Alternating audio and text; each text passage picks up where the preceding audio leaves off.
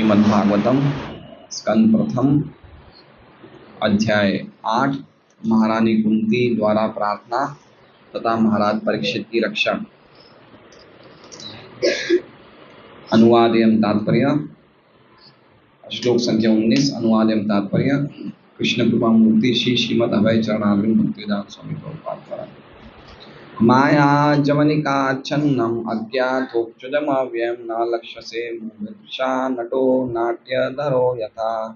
माया ठगने वाली, जवनिका पर्दा, आच्छन्नम द्वारा ढका हुआ, अज्ञा अज्ञानी, अधोक्षजम भौतिक बोध की सीमा से परे,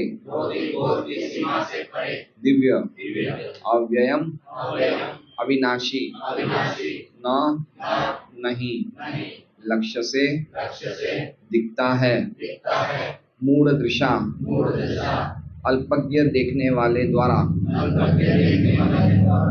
नटः कलाकार, नाट्यधरः अभिनेता का वेश धारण किए,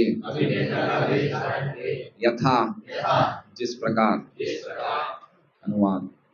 सीमित इंद्रिय ज्ञान से परे होने के कारण आप मोहिनी शक्ति माया के पर्दे से ढके रहने वाले शाश्वत अव्यय तत्व है। आप अल्पज्ञानी दर्शक के लिए ठीक उसी प्रकार अदृश्य रहते हैं जिस प्रकार अभिनेता के वेश में कलाकार पहचान में नहीं आता। ओम अज्ञानतिमिरान्धस्य ज्ञानाञ्जनशलाकया चक्षुरुन्मीलितं येन तस्मै श्रीगुरुवे नमः। श्रीचैतन्यमनोभीष्टं स्थापितं येन भूतले स्वयं रूपकथां मह्यं ददाति स्वपदान्तिकं वन्देऽहं श्रीगुरोः श्रीयुतः पदकमलं। श्रीगुरुन् वैष्णवांश्च श्रीरूपं सग्रजातं सगणरघुनाथान्वितं तं सजीवं साद्वैतं सावधूतं परिजनसहितं कृष्णचैतन्यदेवम् श्री राधा कृष्ण पादान सैगण ललिता श्री विशाखान्वितांश्च श्री कृष्ण चैतन्य प्रभु नित्यानंद श्री अद्वैत गदाधर श्रीवासादि गौर भक्तवृंद। हरे कृष्णा कृष्णा कृष्णा हरे हरे, हरे राम राम राम हरे हरे। सभी भक्तों को प्रणाम। तो पिछले श्लोक में कुंती महारानी की प्रार्थनाएं शुरू हुई थी, जिसमें कुंती महारानी भगवान के 6 गुणों से भगवान को संबोधित करती है। तो 6 गुण कौन से थे? आप पुरुष हैं, परम पुरुष हैं, आद्य हैं, ईश्वर हैं, प्रकृति से पर हैं और सर्वभूतानाम अंतर अवस्थितम बहिरवस्थितम हैं और अलक्ष्य हैं। तो आखिरी लाइन थी अलक्ष्यम सर्वभूतानाम अंतर बहिरवस्थितम, कि यद्यपि आप सभी भूतों के यानी कि हम सभी के अंदर भी हैं और बाहर भी हैं, लेकिन फिर भी आप अलक्ष्य हैं। तो जब भगवान सब जगह हैं, अंदर भी है बाहर भी हैं, तो अलक्ष्य क्यों हैं? उसका जवाब कुंती महारानी इस श्लोक में कह रही है। तो श्रीमती कुंती महारानी कह रही है माया जवनिकाच्छन्नम। तो माया जवनिका मतलब, माया मतलब भगवान की विमोहिनी शक्ति, भगवान की बहिरंगा शक्ति या भगवान की भ्रमित करने वाली शक्ति जो हमें भ्रमित कर देती है। तो माया जवनिका, जवनिका मतलब पर्दा। तो आप जो हैं इसलिए नहीं दिखते हैं क्योंकि आप माया रूपी पर्दे से आच्छन्नम ढके हुए हैं। जैसे अभी हम भगवान के दर्शन कर रहे हैं, लेकिन कुछ समय के बाद जब ये पर्दा आ जाएगा तो हम दर्शन नहीं कर पाएंगे। तो उसी प्रकार से जो व्यक्ति आपको देख नहीं पाते हैं उनके सामने माया का पर्दा है, जिससे कि आप आच्छादित रहते हैं। तो किसके लिए आच्छादित रहते हैं? तो दूसरी लाइन में बता रहे हैं अज्ञ। अज्ञ मतलब जो व्यक्ति के पास ज्ञान की कमी है, जो मूर्ख है, जो मूढ़ है, उस व्यक्ति को अज्ञ कहा गया है। अज्ञ, अज्ञ क्या लिखा हुआ है? अज्ञानी। तो कोई व्यक्ति पूछ सकता है कि भाई इतने लोग ज्ञानी हैं, इतनी बड़ी बड़ी डिग्रियां हैं लोगों के पास, पढ़ाई इतनी एडवांसमेंट कर चुकी है। पहले तो लोग इतने पढ़े लिखे नहीं होते थे, लेकिन अब तो हर व्यक्ति, हर लड़का, हर लड़की बहुत ऊंची पढ़ाइयाँ कर रहे हैं। हमारे वैज्ञानिक चांद पे चढ़ रहे हैं। तो ये क्या सब अज्ञानी हैं? ये सब ज्ञानी नहीं है। तो इसलिए भगवान को कहा गया है अधोक्षजम। अधोक्षजम का अर्थ, ये अधोक्षज वर्ड जो है ये भगवान का नाम है। जैसे इसमें बाकी 3 गुण बताए हैं, 3 नाम बताए हैं भगवान के। पहला नाम है माया जवनिकाच्छन्नम, ये पहला गुण है। दूसरा गुण है अधोक्षज, और तीसरा अव्ययम।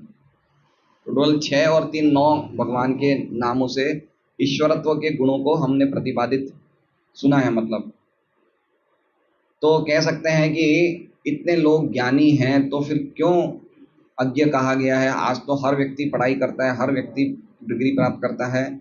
तो कुंती महारानी कह रही है नहीं, आप अधोक्षजम हैं।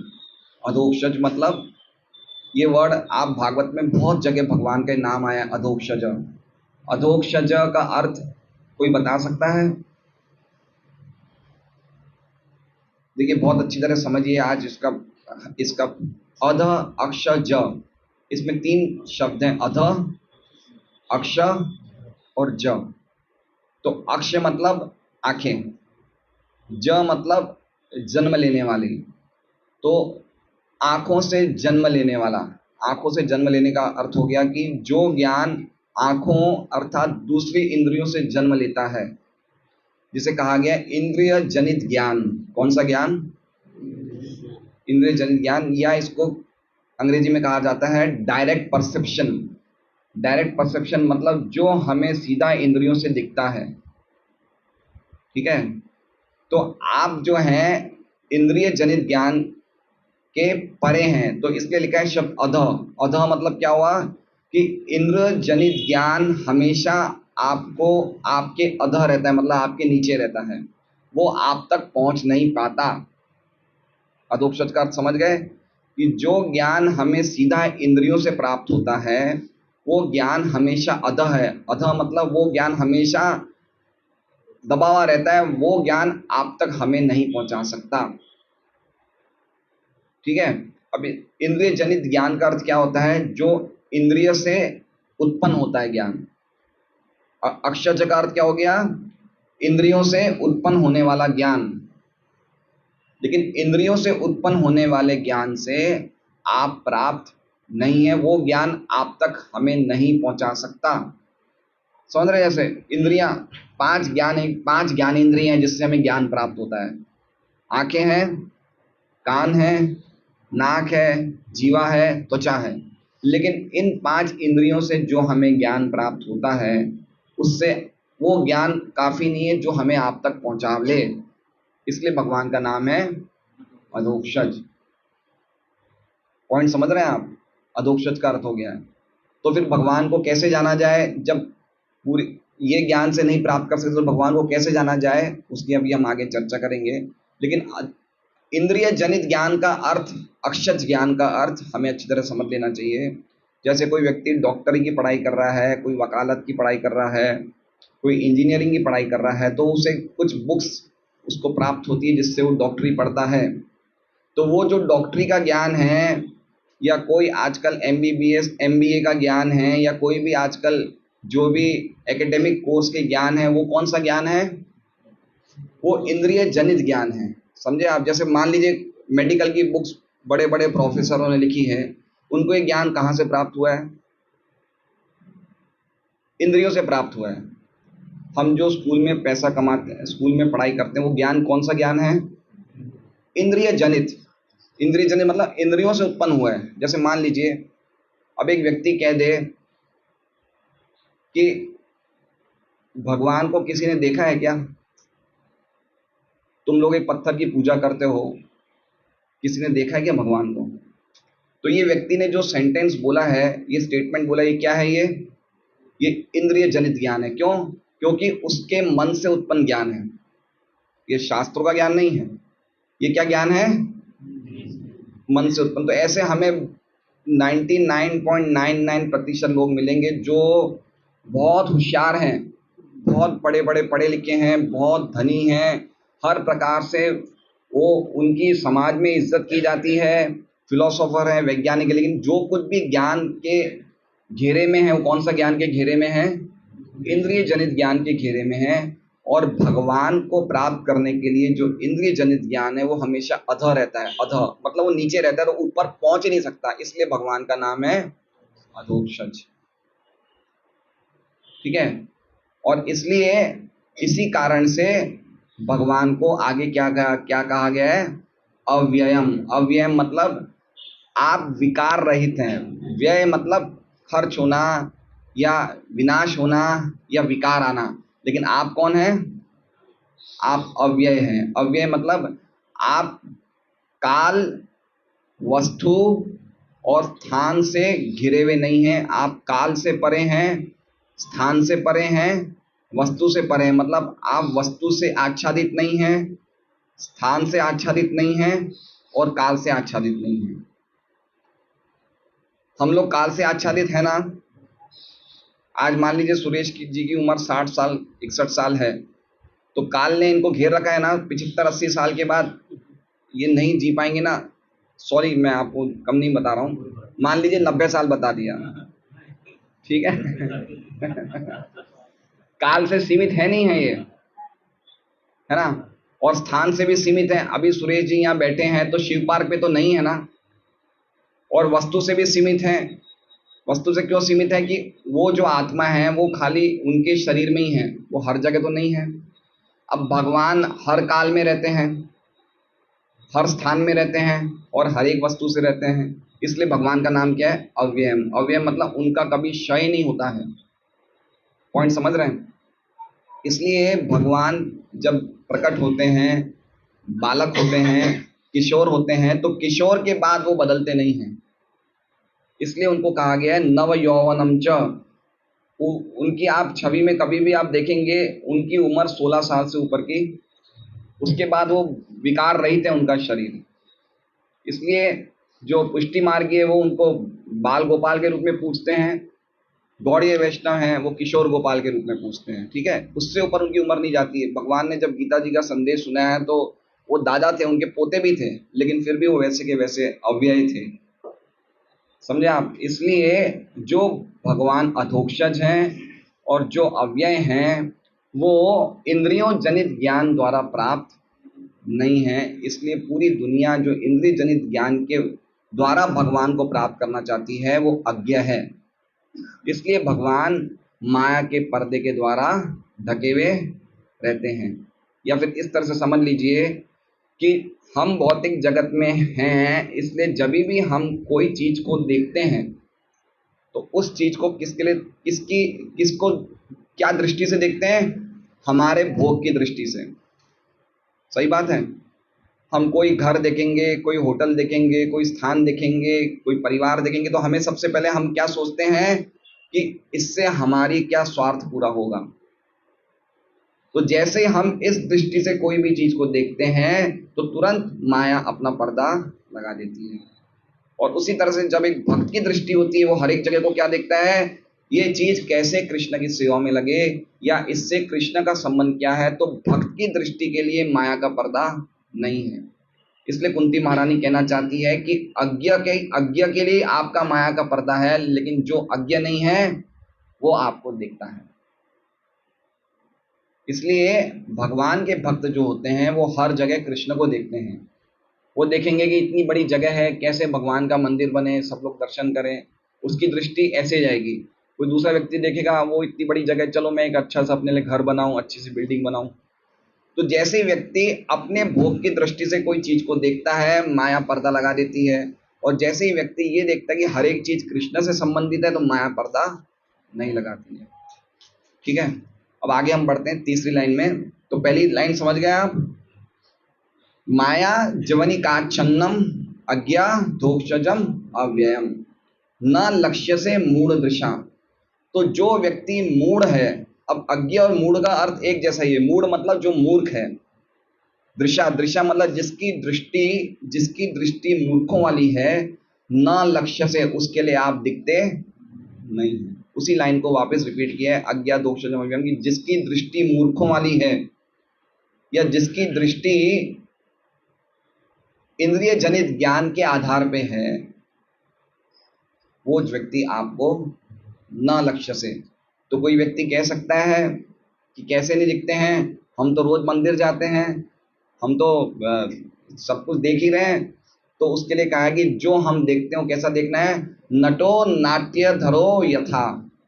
नटो नाट्य धरो यथा मतलब जैसे मान लीजिए नटो, नटो मतलब कोई नाटक में कोई कलाकार है, और नाट्य धर मतलब कोई वो अभिनय, कोई उसने वेश पहना हुआ है। जैसे मान लीजिए कि गौरांग सखा कोई बहुत अच्छे ड्रामा में इसने कोई राजा का वेश पहना हुआ है, राजा की उसने ड्रामा कर राजा के कपड़े पहने हैं, और हम उसके पड़ोसी हैं, लेकिन फिर भी जब हम देखते हैं तो हम गौरांग सखा को नहीं देख रहे, हम किसको देख रहे हैं? हम पहचान ही नहीं पाते कि गौरांग सखा है।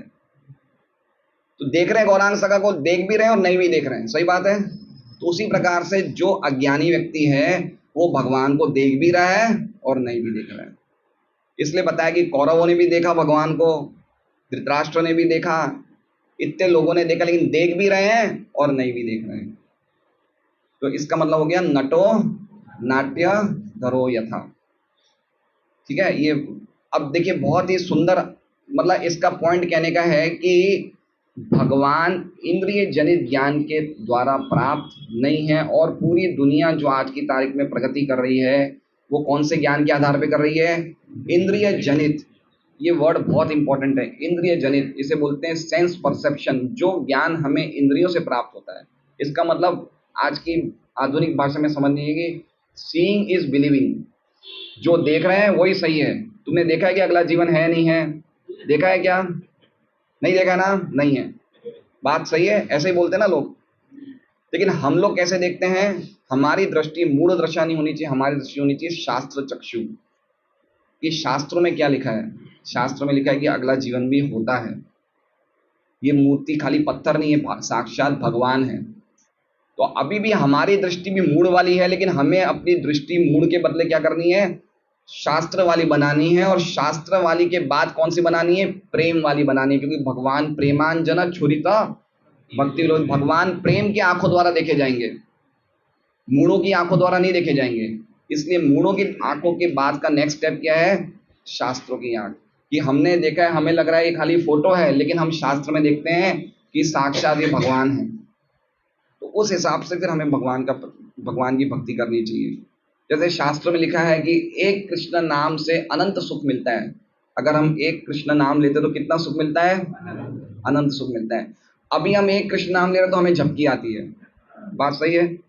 तो हमें ये नहीं समझना चाहिए कि झपकी वाले नहीं करें, ये मूढ़ वाला ज्ञान हो गया, मूढ़ दृष्टि।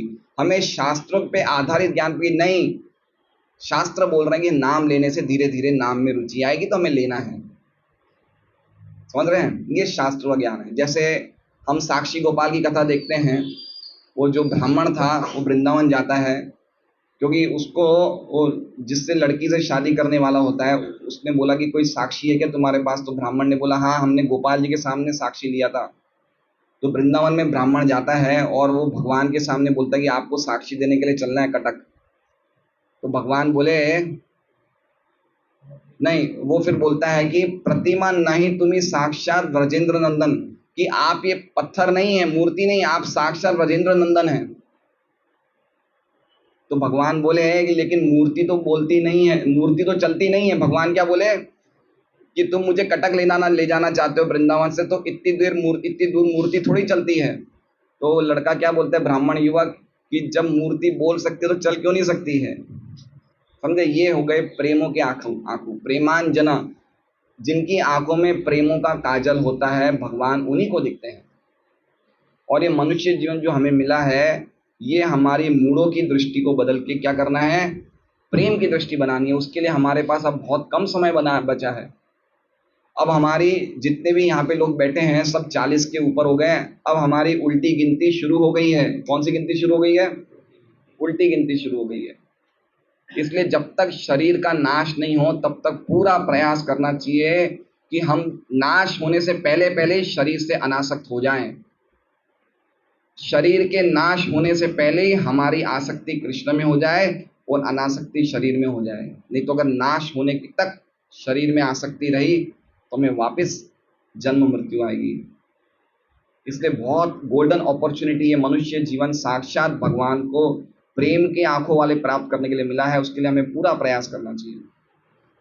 तो ये श्लोक का अनुवाद है। अब देखिए कुंती विश्वनाथ चक्रवर्ती ठाकुर कितना अच्छा टीका बता रहे हैं। विश्वनाथ चक्रवर्ती ठाकुर ये बता रहे हैं कि ये जो अज्ञा शब्द है ना, ये कुंती महारानी ने खुद के लिए लिया है। किसके लिए लिया है? अब इसको विश्वनाथ चक्रवर्ती ठाकुर ने अज्ञा कर दिया। क्या कर दिया? अज्ञा मतलब मैं अज्ञा हूँ, लड़कियां लेडीज है ना कुंती महारानी। तो विश्वनाथ चक्रवर्ती ठाकुर अपनी टीका में बता रहे हैं कि कुंती महारानी खुद पे बोल रही है कि मैं आपको ढंग से नहीं देख पा रही हूँ क्योंकि मैं क्या हूँ? अज्ञा हूँ। देखिए बहुत सुंदर ये टीका है, हम पढ़ेंगे सुनेंगे। क्योंकि अंदर से आपने कुंती, विश्वनाथ चक्रवर्ती ठाकुर कह रहे हैं कि कुंती महारानी ऐसा समझा रही है। क्या समझा रही है? क्योंकि अंदर से आपने उत्तरा के गर्भ में बालक की रक्षा करी और बाहर से आप हमारे पास रह के हमारी रक्षा करते हैं। तो इसका मतलब मैं ये समझूं कि आप सर्वव्यापी हैं? मुझे नहीं समझ में आ रहा। इसलिए कुंती महारानी ये श्लोक बोल रही है। मतलब कुंती, विश्वनाथ चक्रवर्ती ठाकुर बता रहे हैं कि ये श्लोक कुंती महारानी किसके लिए बोल रही है? अपने खुद के लिए, कि मैं आपको समझ नहीं पा रही हूँ क्योंकि मैं अज्ञा हूँ और आप अधोक्षज हैं। क्यों बता रही कुंती महारानी? कि आप माया के पर्दे द्वारा ढके हुए हैं। तो भगवान ऐसा पूछते हैं, तो क्या माया ने मुझे ढका है? तो कुंती महारानी कह रही नहीं, आपको नहीं ढका है, हम जैसे मूर्खों को ढका है। जैसे कोई मूर्ख ऐसा समझता है कि सूर्य को बादल ने ढका है, ऐसे हम लोग समझते हैं कि आप ढके हुए, लेकिन आप नहीं ढके हुए। कौन ढके हुए हैं? सूर्य को बादल ने ढका है, हमें बादल ने ढका है। हमें अगर सूर्य नहीं दिख रहा है तो सूर्य बादल द्वारा ढका हुआ है या हमारी दृष्टि बादलों द्वारा ढकी है? हमारी दृष्टि बादलों द्वारा ढकी है, सूर्य बादल द्वारा ढका नहीं है। आप कभी एरोप्लेन में जाएं तो एरोप्लेन में कुछ ऊंचाई के बाद बादल से ऊपर आ जाते हैं हम लोग, तो वहां से सूर्य बिल्कुल साफ दिखता है। तो हमारी दृष्टि बादल द्वारा ढकी हुई है, भगवान नहीं ढके हुए हैं। लेकिन बादल बनाते कौन है? सूर्य। सूर्य बादल बनाते हैं और बादल से हम ढक जाते हैं। उसी तरह से भगवान माया बनाते हैं और माया से हम ढक जाते हैं। कैसे बनाते हैं सूर्य बादल? सूर्य पानी को ले लेते हैं, समुद्र के पानी को, और वही पानी बादल बन जाते हैं और उसी बादल, वो बादल से हम ढक जाते हैं। तो उसी प्रकार से भगवान ही अपनी माया शक्ति से हमें ढक देते हैं। सूर्य में पानी नहीं है और बादल में तेज नहीं है। समझ रहे हैं? ध्यान से समझिए, सूर्य में पानी है क्या? सूर्य तेजोमय है। और बादल में तेज है क्या? बादल जलमय है।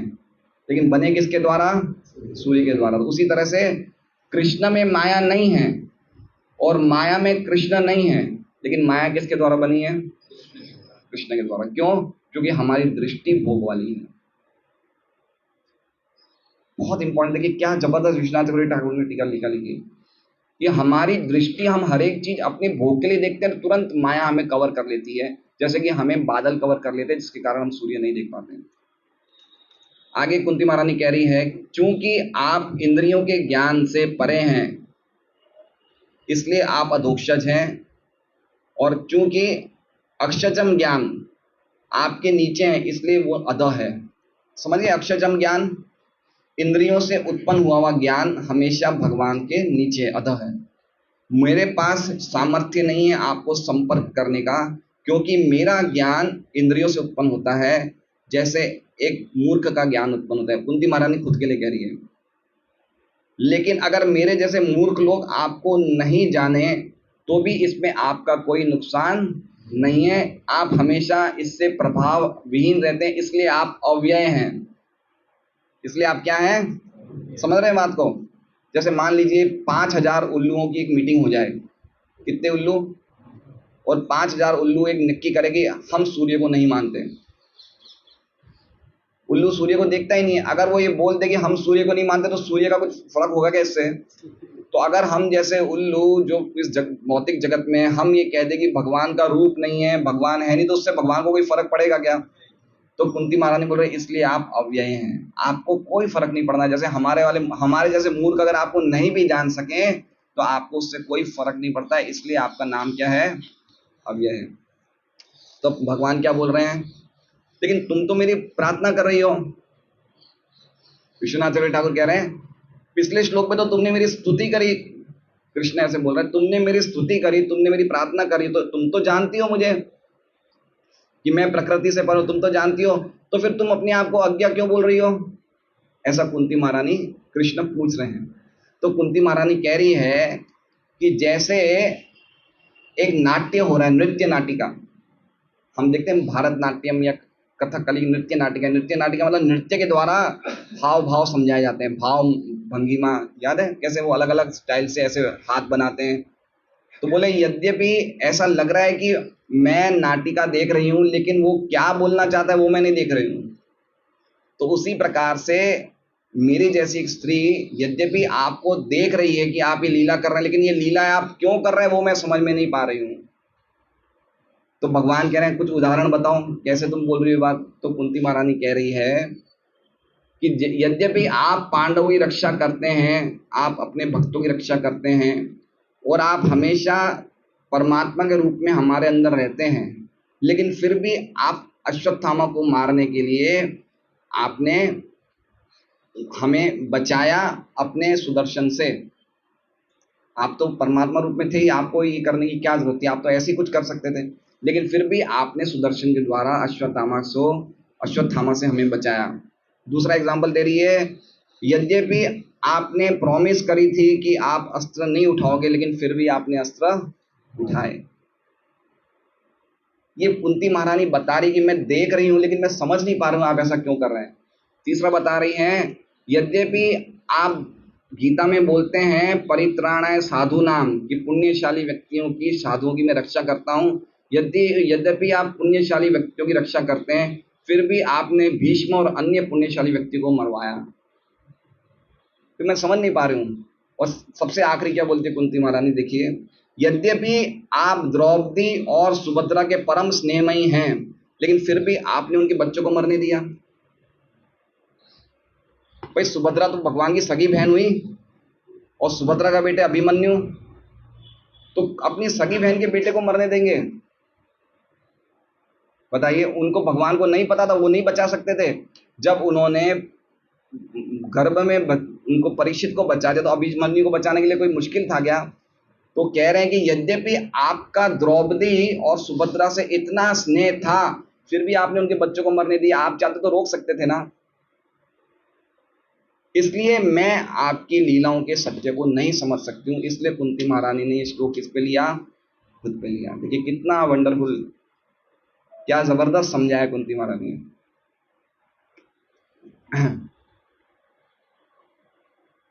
अब हम प्रभुपाद जी का तात्पर्य पढ़ते हैं, बड़ा तात्पर्य है। वीर राघव आचार्य एक बहुत बड़े आचार्य हुए रामानुज संप्रदाय में। उन्होंने ये बताया है कि माया ही वो पर्दा है जिसके द्वारा जीव का भगवत ज्ञान, भगवत संबंधी ज्ञान ढका हुआ है।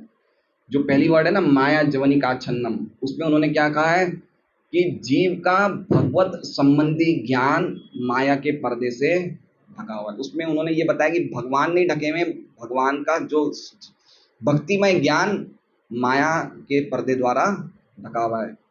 क्या सभी के लिए ढका हुआ है? नहीं, केवल अज्ञ व्यक्तियों के लिए। किसके लिए ढका हुआ है? अज्ञ व्यक्तियों के लिए। ऐसा होता है, भगवान इंद्रियों की वृत्ति से परे हैं और इस कारण से उनको अधोक्षज कहा जाता है, इसलिए अज्ञ। अब इसमें अज्ञ का अर्थ वो बता रहे हैं, जो भगवान की उपासना नहीं करते वो कौन है?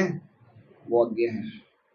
और यही चीज भगवान गीता जी में बोलते हैं। वो कहाँ बोलेंगे मैं आपसे बाद में पूछूंगा। मतलब जो व्यक्ति चाहे कितना ही बड़ा इस जगत का व्यक्ति हो, लेकिन अगर वो भगवान की उपासना नहीं करता तो क्या है? वो अज्ञ है, वो अज्ञानी है। इसलिए अज्ञ अर्थात अनुपासकों के इंद्रिय जनित ज्ञान के परे हैं, और उसका कारण है कि आप अव्यय हैं, अर्थात विविध विकार रहित हैं। अव्यय का अर्थ क्या बता रहे हैं ये? कि आप में कोई भी प्रकार का विकार नहीं आता। इसके विपरीत वो कह रहे हैं, और विविध विकार को प्राप्त भौतिक वस्तुएं ही अज्ञ लोगों के इंद्रिय जनित ज्ञान का विषय होता है। देखिए कितनी इंपॉर्टेंट बात लिखी है। हम कोई भी चीज भौतिक वस्तुएं जो प्राप्त करना चाहते हैं वो विकार वाली है या विकार बिना की है। जैसे मान लीजिए कि आज मैं बहुत बड़ा घर बना रहा हूं, तो उसमें विकार आएगा या नहीं आएगा। अगर मैं धन कमा रहा हूं तो मैं धनी व्यक्ति हो गया हूं, तो मेरे धनी होने में आगे विकार रहेगा या नहीं रहेगा? रहेगा ना। तो भगवान के अलावा जो कुछ भी व्यक्ति इस जगत में प्राप्त करना चाहता है वो विकार वाली है या विकार रहित है? विकार रहित है। और नहीं, विकार वाली है। और विकार वाली के लिए कौन सा ज्ञान जरूरत है? इंद्रिय जनित ज्ञान जरूरत है। पैसा बनाने के लिए या इज्जत बनाने के लिए कौन से ज्ञान की जरूरत है? इंद्रिय जनित ज्ञान की। लेकिन भगवान के लिए इंद्रिय जनित ज्ञान की जरूरत नहीं है। इसलिए भगवान खाली भक्ति द्वारा ही प्राप्त हैं, ऐसा वीरागाचार्य बोल रहे हैं कि इससे ये सूचित होता है कि भगवान भक्ति योग के द्वारा विशुद्ध मन से ही आप ग्राह्य हैं। विशुद्ध मन के अलावा आप नहीं जाना जा सकते हैं। अर्थात जिनकी बुद्धि भक्ति योग के द्वारा शुद्ध नहीं हुई उनके लिए आप अलक्षित हैं। न लक्ष्य से मूढ़ दृशा, खाली मूढ़ों के लिए आप लक्ष्य नहीं हैं, बाकी तो जो मूर्ख नहीं है उनके लिए तो आप लक्ष्य हैं ही हैं। जो भक्ति योग की विधियों का पालन कर रहे हैं उनके लिए आप लक्ष्य हैं, लेकिन जो भक्ति योग को छोड़ के और कोई भी ज्ञान का आश्रय लिए उनके लिए आप लक्ष्य नहीं हैं। तो भगवान कह रहे हैं परंतु मैं तो सभी को दिख रहा हूं। तो इस पर कह रही है नहीं, वो देखना ऐसा है जैसे नटो। वो कैसा देखना है? नटो। जैसे कोई कलाकार को देखता है तो कलाकार को या तो पहचानता नहीं है, और दूसरा कलाकार जो भी हाव भाव प्रकट कर रहा है उसको समझ नहीं पाता। यद्यपि वो भारतनाट्यम देख रहा है, अब हम भारतनाट्यम देखने चले जाएंगे, हमें दिखेगा तो सही, लेकिन भारतनाट्यम में क्या अलग अलग एक्सप्रेशंस हैं, क्या क्या अलग अलग वो तो हम समझ ही नहीं सकते हैं। तो हम एक तरह से देख भी रहे हैं और नहीं भी देख रहे हैं। तो इस प्रकार से वीर राघवाचार्य बता रहे हैं। अब प्रभुपाद जी हम तात्पर्य पढ़ेंगे, बड़ा तात्पर्य, लेकिन ध्यान से सुनिए आप लोग। श्रीमद् भगवद गीता में भगवान श्री कृष्ण इसकी पुष्टि करते हैं कि अल्पज्ञानी व्यक्ति उन्हें अपने समान ही सामान्य व्यक्ति समझने की भूल करते हैं और इस प्रकार वे लोग उनका उपहास करते हैं। कौन सा श्लोक है ये? अवजानन्ति मां मूढ़ा, कि जो मूर्ख है वो मेरा उपहास करते हैं, मनुष्य रूप मुझे सामान्य मनुष्य समझते हैं। इसलिए जो व्यक्ति भक्ति नहीं कर रहा है वो मूर्ख है, चाहे भौतिक जगत की दृष्टि में चाहे वो कितना ही बड़ा हो। यहां पर इसी बात की महारानी कुंती द्वारा पुष्टि की गई है। अल्पज्ञानी व्यक्ति वे हैं जो भगवान की सत्ता के प्रति विद्रोह करते हैं। ऐसे व्यक्ति असुर कहलाते हैं। असुर भगवान की सत्ता को नहीं पहचान सकते। जब श्री भगवान जब स्वयं राम, नृसिंह, वराह या अपने मूल भगवान कृष्ण रूप में हम लोगों के बीच प्रकट होते हैं तब वे ऐसे अनेक आश्चर्यजनक कार्य करते हैं जो मनुष्य के लिए असंभव है। सही बात है। जैसे भगवान बचपन में ही पूतना को मार देते हैं, गिरिराज जी गोवर्धन को उठाते हैं, ये सामान्य व्यक्ति नहीं कर सकते हैं। भगवान राम बिना कोई खंबे का ब्रिज बनाए हैं, बना सकते हैं कोई? ये सब चीजें सामान्य व्यक्तियों के लिए असंभव है। जैसा कि हम इस महान ग्रंथ के 10वें स्कंद में देखेंगे, भगवान कृष्ण ने तभी से मानव के लिए असंभव कार्यकलाप करने प्रारंभ कर दिए जब वे अपनी माता के गोद में थे। माता की गोद के समय में उन्होंने ऐसे ऐसे कार्य करे जो मनुष्य नहीं कर सकते हैं। उन्होंने उस पूतना राक्षसी का वध किया जो अपने स्तनों में विष का लेप करके उन्हें मारने आई थी। श्री भगवान ने सामान्य बालक के जैसे उनका स्तनपान किया, लेकिन उन्होंने साथ ही साथ उनके प्राण भी सोख लिए। इसी प्रकार उन्होंने गोवर्धन पर्वत को उसी प्रकार से उठा लिया जिस प्रकार कोई बच्चा कुकुरमुत्ता उठा लेता। कुकुरमुत्ता मतलब आप समझते हैं? वो मशरूम बोलते हैं, मशरूम होता है, उसको क्या बोलते हैं हिंदी में? कुकुरमुत्ता, छतरी सी होती है वो मशरूम। वे वृंदावन वासियों को रक्षा प्रदान करने हेतु पर्वत को कई दिनों तक उठाए रखे। ये श्री भगवान के कुछ अति मानवीय कार्यकलाप हैं जिनका वर्णन पुराणों, इतिहासों तथा उपनिषदों जैसे प्रामाणिक शास्त्रों में हुआ है। उन्होंने भगवद गीता के रूप में अद्भुत उपदेश दिया। उन्होंने एक वीर, एक गृहस्थ, एक शिक्षक तथा एक त्यागी के रूप में अद्भुत पराक्रम दिखलाया। अब ये बताया है कि ये सब हमने देखा है, हमने सुना है, ठीक है, हम भी समझ सकते हैं कि व्यक्ति, सामान्य व्यक्ति कार्य नहीं कर सकता है। अब इसके बाद रूपा लिख रहे हैं, शील व्यासदेव, देवल, असित, नारद श्रील मध्व, शंकर, शंकर मतलब शंकराचार्य, रामानुज, भगवान चैतन्य महाप्रभु, श्रील जी गोस्वामी, श्रील विश्वनाथ चक्रवर्ती ठाकुर, श्रील भक्ति सिद्धांत सरस्वती तथा उस परंपरा के अन्य प्रामाणिक महापुरुषों ने उन्हें पूर्ण पुरुषोत्तम भगवान के रूप में स्वीकार किया है। उन्होंने स्वयं भी प्रामाणिक साहित्य में अनेक स्थलों पर ऐसा ही घोषित किया। आप समझ गए क्या बोलना चाहते हैं? ये कह रहे हैं कि हमारा जो अनुसंधान होना चाहिए वो किसके आधार पर होना चाहिए? शास्त्र और साधु। ये पहले शास्त्र का नाम बताया, फिर साधु का नाम बता रहे हैं। हमारा ज्ञान इंद्रिय जनित ज्ञान पे आधारित नहीं होना चाहिए, साधु और शास्त्र होना चाहिए। ये प्रभुपाद जी बताना चाहते हैं। जो अज्ञ व्यक्ति नहीं है उसका ज्ञान इन पे आधारित होना चाहिए। फिर भी आसुरी मनोवृत्ति वाले लोगों का एक ऐसा वर्ग है जो श्री भगवान को परम सत्य के रूप में मानने में आनाकानी करता है। ये कुछ तो उनके अल्प ज्ञान के कारण है और कुछ उनके विगत तथा वर्तमान दुष्कर्मों के परिणाम स्वरूप उनके घोर हट के कारण है। घोर हट मतलब बहुत जिद्दी हैं, मानते नहीं हैं, समझे? मतलब बताया कि ऐसे आप मतलब ज्यादातर जो संख्या ऐसे लोगों की है जो मानते नहीं हैं। देख रहे हैं कि इस जगत को किसी ने बनाया है, अपने आप नहीं चलता, लेकिन फिर भी वो एक व्यक्ति इसके पीछे है, उस चीज को, सत्ता को मानने को तैयार नहीं है। वो ये बोलेंगे कि प्रकृति कर रही है सब, लेकिन भगवान ऐसा कर रहे हैं उसको मानने को तैयार नहीं, उनकी हट के कारण, जिद के कारण। भगवान श्री कृष्ण जब लोगों की आंखों के सामने साक्षात उपस्थित थे तब भी वे उन्हें पहचान नहीं पाए थे। दूसरी कठिनाई यह है कि जो लोग अपनी अपूर्ण इंद्रियों पर निर्भर रहते हैं वे परमेश्वर के रूप में उनकी अनुभूति नहीं कर पाते। देखिए लिखा है ना, दुर्योधन भी कृष्ण को देख रहा था, तो कृष्ण की अनुभूति एक सामान्य व्यक्ति के रूप में कर रहा था, परमेश्वर के रूप में नहीं कर रहा था। इसलिए प्रभुपाद जी लिखते हैं परमेश्वर के रूप में उनकी अनुभूति नहीं कर सकते। देख रहे हैं लेकिन फिर भी नहीं देख रहे हैं। ऐसे व्यक्ति आधुनिक वैज्ञानिकों के समान हैं। वे सभी वस्तुओं को अपने प्रयोगात्मक ज्ञान से जानना चाहते हैं। पूरा वर्ड प्रभुपाद जी खाली दो शब्दों पे बोल रहे हैं, अज्ञ और मूढ़। पूरा प्रभुपाद जी का तात्पर्य कौन से शब्द पे है? अज्ञ और मूढ़। जो मूढ़ दृष्टि वाले होते हैं, जो अज्ञ, जो इंद्रिय जनित ज्ञान को ही सब कुछ समझते हैं, उस पर प्रभुपाद जी पूरा तात्पर्य लिख रहे हैं।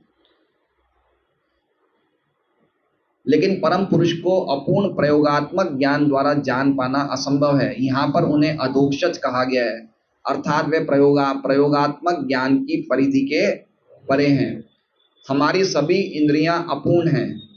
हम दावा करते कि हम सभी वस्तुएं देख सकते हैं, लेकिन हमें स्वीकार करना होगा कि हम केवल कुछ भौतिक परिस्थितियों में ही वस्तुओं को देख पाते हैं और वे भी हमारे वश में नहीं होती। हम भी सब चीजों को नहीं देख सकते हैं। राजू भाई, बात सही है नहीं सही है? आप अपनी पलकों को देख सकते हैं, हम अपनी पलकों को देख सकते हैं। पलकें सबसे पास है हमारे, लेकिन फिर भी हम पलकों को, तो जब हम पलकों को ही नहीं देख सकते तो भगवान को देख सकते हैं क्या? अपने नाक के अग्र भाग को भी हम नहीं देख सकते हैं। सही बात है। तो जब हमारी स्थिति इतनी ज्यादा कमजोर है कि हम अपने शरीर के पूरे हिस्से को नहीं देख सकते हैं, तो भगवान को कैसे देख सकते हैं? श्री भगवान इंद्रिय गम्य नहीं है। देखिए लिखा है ना, इंद्रिय गम्य भगवान नहीं है। महारानी कुंती, अभी देखिए एक जगह लिखा है इंद्रिय गम्य नहीं है और दूसरी जगह शास्त्र में क्या लिखा है? अतः श्री कृष्ण नाम आदि न भवेत ग्राह्यम इंद्रिय सेवोन्मुखी जीवादो स्वयं। भगवान इंद्रियों के द्वारा गम्य नहीं है, लेकिन अगर उन्हीं इंद्रियों को भगवान की सेवा में लगा दी जाए तो भगवान स्वयं प्रकट हो जाएंगे। और कहां से सेवा शुरू होती है? जीवा से।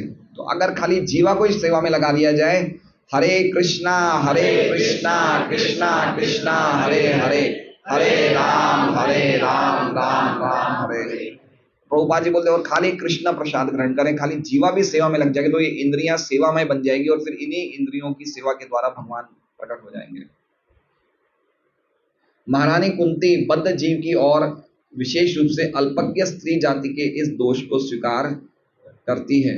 अल्पज्ञ मनुष्यों के लिए मंदिर, मस्जिद या गिरजाघर जैसी वस्तुओं की आवश्यकता होती है जिससे वे भगवान की सत्ता को पहचाने तथा ऐसे पवित्र स्थलों में श्री भगवान के विषय में प्रामाणिक व्यक्तियों से श्रवण कर सके। अल्पज्ञों के लिए आध्यात्मिक जीवन का ऐसा शुभारंभ आवश्यक है और मूर्ख लोग ही इन पूजा स्थलों की स्थापना का विरोध करते। देखिए कितनी अच्छी बात लिखी है। पूजा स्थल होने चाहिए। क्यों होने चाहिए? अगर कोई मंदिर जा रहा है, मस्जिद जा रहा है, गिरजाघर जा रहा है, तो कम से कम भगवान की सत्ता को तो मानेगा। अभी लोग क्या कहते हैं कि आप मंदिर क्यों बना रहे हो, भगवान तो सब जगह है, तो मंदिर बनाने की क्या जरूरत है? लेकिन अगर भगवान सब जगह है तो मंदिर में क्यों नहीं है? और हमारी दृष्टि है क्या सब जगह देखने की? नहीं है, हम नहीं देख सकते सब जगह। हम यहाँ बैठे तो हमें भगवान को दिखते हैं, लेकिन अगर हम बाहर चले जाएं गेट पे तो हमें दिखेंगे क्या भगवान? हमारी वो दृष्टि है क्या? तो प्रभुपाद जी कह रहे हैं जो जो अल्पज्ञ मनुष्य है उनके लिए मंदिर बहुत जरूरी है कि पता तो चलेगा भाई यहाँ कम से कम भगवान है। अब ऐसे तो कोई कहा जाए कि पानी भी सब जगह है, तो हम हवा में भी पानी, हवा जो नमी होती है ना, हवा में नमी, वो पानी है, तो हम हवा से पानी ले सकते हैं क्या? हमें पानी की टंकी चाहिए नहीं चाहिए? हवा से पानी ग्रहण कर लेंगे क्या? तो उसी प्रकार से अभी हम महाभागवत की स्थिति में तो नहीं है जो हर जगह भगवान को देख सकते हैं, तो हमें तो मंदिर की आवश्यकता है नहीं है। लेकिन लोग बोलते हैं मंदिर क्यों बना रहे हो भाई, भगवान तो सब जगह है। तो सब जगह है तो फिर मंदिर में क्यों नहीं है? ये बात कहना चाहते प्रभुपाद जी। जिनकी आवश्यकता जनता में आध्यात्मिक गुणों के मानदंड को श्रेष्ठ बनाने हेतु पड़ती है। अल्पज्ञों के लिए मंदिर, मस्जिद या गिरजाघरों में जाकर भगवान की सत्ता के समक्ष नतमस्तक होना उतना ही लाभप्रद है जितना उन्नत भक्तों के लिए सेवा द्वारा भगवान का ध्यान करना। मतलब अगर कोई नया बिल्कुल व्यक्ति भगवान के सामने प्रणाम कर रहा है, तो जो परम भक्त भगवान का ध्यान कर रहा है उसका ध्यान करना और भगवान के सामने प्रणाम करना एक बराबर है।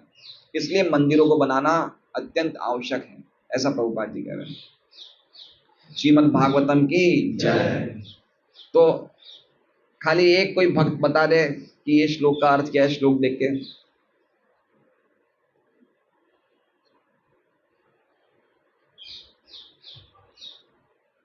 बताइए अजय, बताओ।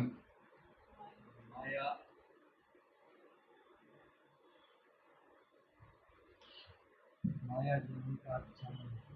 माया के पर्दे द्वारा ढके हुए हैं, विद्या अज्ञानी लोगों के लिए लोक से निर्भर, लोक से निर्भर मूर्ति के द्वारा नहीं किया अव्यय अव्यय है। आगे ना नक्षत्र मूल जैसा तो मूल और उनके लिए बुरा करना के हाँ, नाटक में जो कलाकार है, अभिनय करता है। अभिनेता के कलाकार के हाँ, तो अभिनेता को देख रहा है लेकिन सच्चा कलाकार कौन है वो नहीं देख पा रहा। उसी प्रकार से वो व्यक्ति देख तो रहा है भगवान को, लेकिन भगवान के असली स्वरूप को नहीं देख रहा है। माताएं कोई बताएंगे?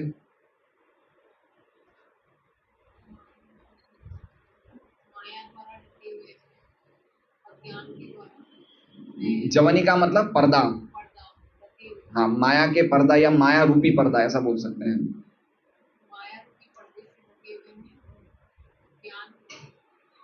अज्ञ व्यक्ति के लिए, और इसलिए आप अधोक्षज हैं। हाँ, इंद्रिय जनित ज्ञान से आप प्राप्त नहीं हैं, अधोक्षज का। ऐसे अज्ञान व्यक्ति जो इंद्रिय जनित ज्ञान के द्वारा आपको प्राप्त करना चाहता है उसके द्वारा आप गम्य नहीं हैं।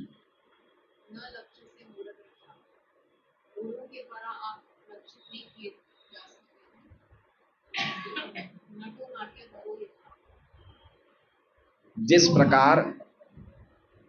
प्रकार एक सामान्य व्यक्ति नाटक में करने वाले अभिनय के कलाकार को नहीं जान पाता है, उसी प्रकार एक मूर्ख व्यक्ति आपको सही दृष्टि से नहीं देख पाता है।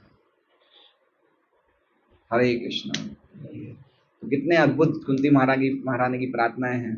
तो आप, मेरा निवेदन है, रोज हम लोग एक एक श्लोक कर रहे हैं, आप लोग ये श्लोक कंठस्थ कर लीजिए जो कर सके। तो हमें 26 श्लोक कंठस्थ होने, कुंती महारानी की प्रार्थना अगर हमें कंठस्थ हो जाए तो बहुत अच्छा है।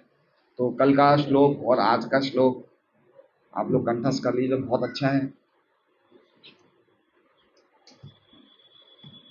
हरे कृष्ण।